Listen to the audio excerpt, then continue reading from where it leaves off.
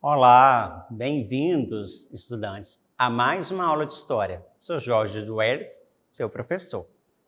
Agora, nós vamos falar sobre a Guerra Fria, que aconteceu entre 1947 e 1991, e marcou a polarização do mundo em dois blocos, um liderado pelos estadunidenses e o outro pela União Soviética, das repúblicas soviéticas socialistas.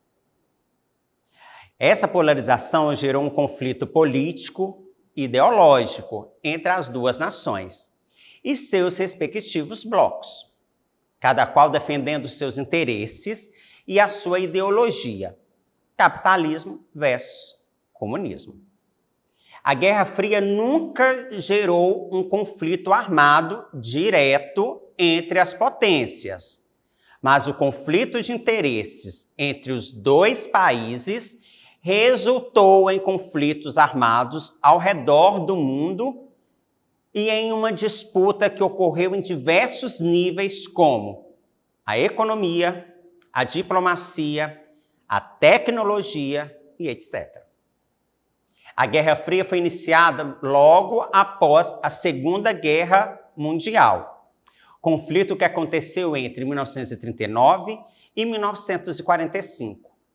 Ao final desse conflito, Estados Unidos e a União das Repúblicas Socialistas Soviéticas saíram como as duas grandes potências mundiais. E essa situação contribuiu para o surgimento de um cenário de polarização. Considera-se que a Guerra Fria se iniciou por meio de um discurso realizado por Harry Truman no Congresso americano em 1947. Nesse discurso, o presidente americano solicitava verbas para combater o avanço do comunismo na Europa e alegava que era papel do governo americano combater o avanço da influência soviética.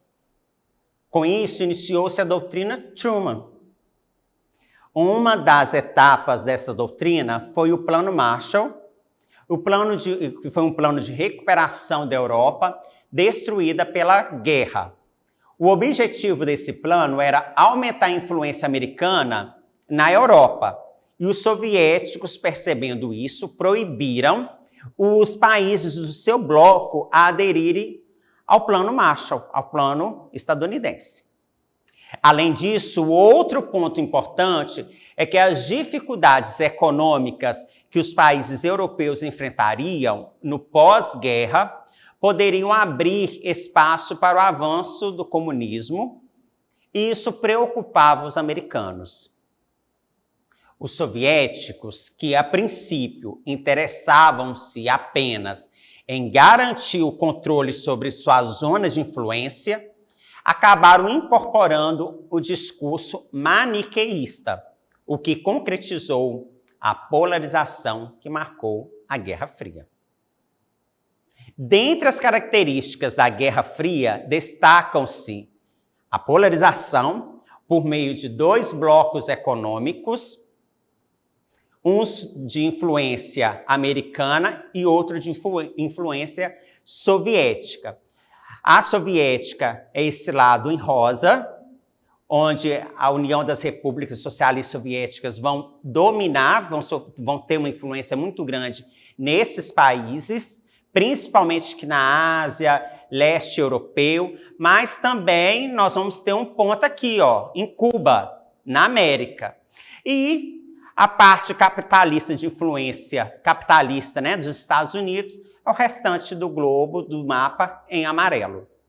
Na corrida armamentista, houve um investimento pesado de ambos no desenvolvimento de armas de destruição em massa, as bombas atômicas, nucleares, e termonucleares.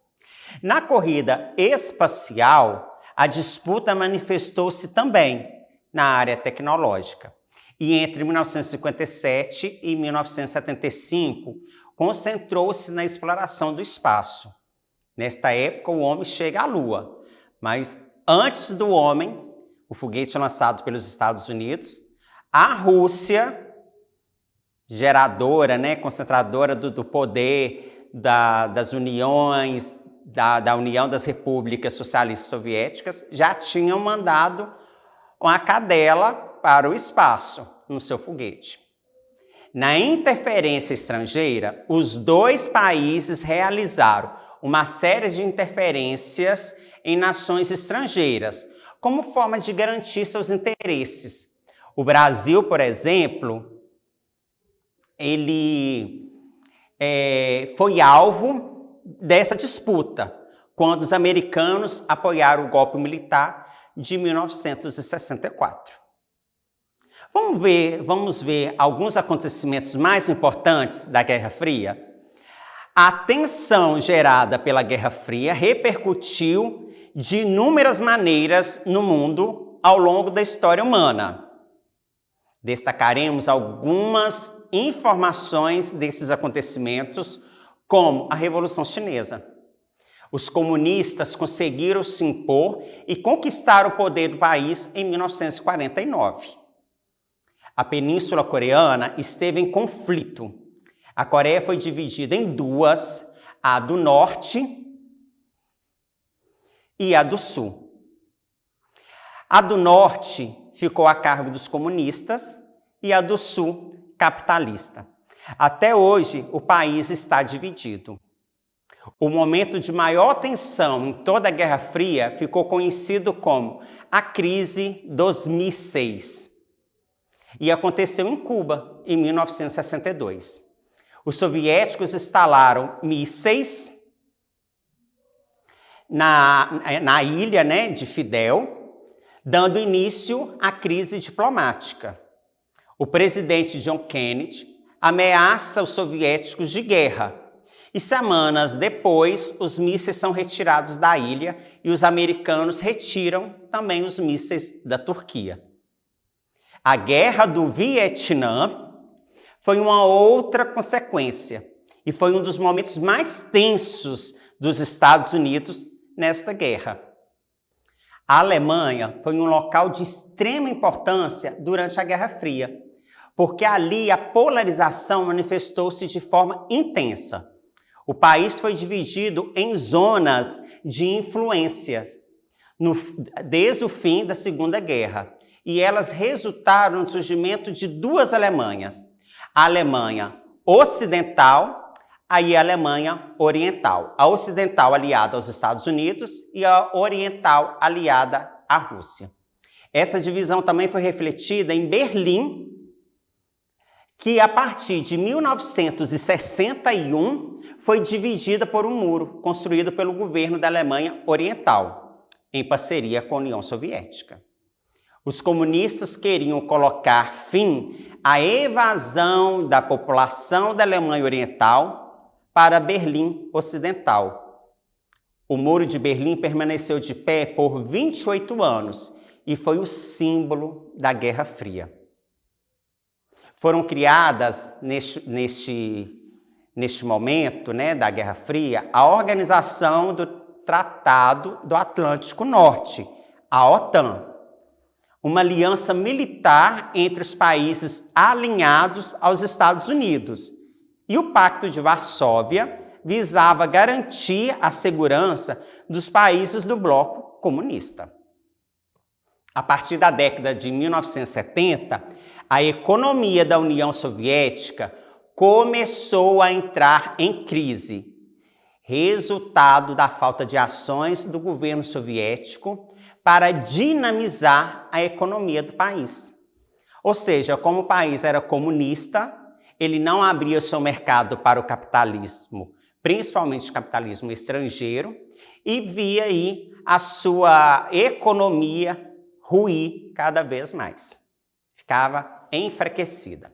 O último presidente soviético, Mikhail Gorbachev, começou a realizar reformas como a Glasnost e a Perestroika, de abertura do país para o Ocidente, sobretudo na economia, e essas levaram ao desmantelamento da União Soviética. Quando Gorbachev renunciou em 25 de dezembro de 1991, a União das Repúblicas Socialistas Soviéticas foi dissolvida. E isso marcou o fim da Guerra Fria. Porém, essa dualidade e esse comprometimento em disputar as regiões do globo terrestre ainda permanecem no nosso presente. É uma briga constante entre os russos e os estadunidenses para ver quem sai ganhando politicamente e economicamente. Os russos, eles mantêm uma política de ajuda mútua para ex-repúblicas soviéticas e também domínio, de áreas comunistas, de países comunistas, que sofrem uma influência constante do Kremlin, que é onde o poder russo concentra. Um desses países é a China comunista. Quando acontece algo na economia e precisa de uma intervenção na ONU, nas Organizações das Nações Unidas, os Estados Unidos e a Rússia brigam entre si, ou apoiando ou não países que vão entrar em guerras. E também um domínio político e econômico. Porque se um país adere à influência russa, os russos saem ganhando. Se um país adere a uma influência estadunidense, os Estados Unidos ganham. Um dos exemplos são as guerras que acontecem principalmente na Ásia. A guerra do Afeganistão, por exemplo, teve influência pesada dos russos e dos Estados Unidos. Quando os russos votam nas Nações Unidas para o não bombardeamento de um país, os Estados Unidos ferem a autonomia russa no voto. É o chamado blocos de segurança das Nações Unidas. São pouquíssimos países, 5, se eu não me engano, membros deste conselho. E o Brasil luta para entrar neste conselho, mas até hoje não teve adesão. É primordial entendermos essa Guerra Fria para entendermos o nosso presente, a polarização, a globalização, as interferências.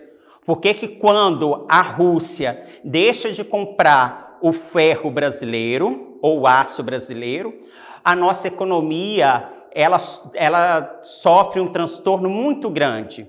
Aí vem a inflação. Quando os Estados Unidos aumenta o preço da importação dos produtos chineses, por que que isso interfere na nossa economia? Por que que os russos, quando declaram alguma moratória, algum sentido econômico, isso vai interferir no globo? Então, são áreas de interesses comerciais e políticos. Nesta imagem, nós estamos vendo a queda do Muro de Berlim.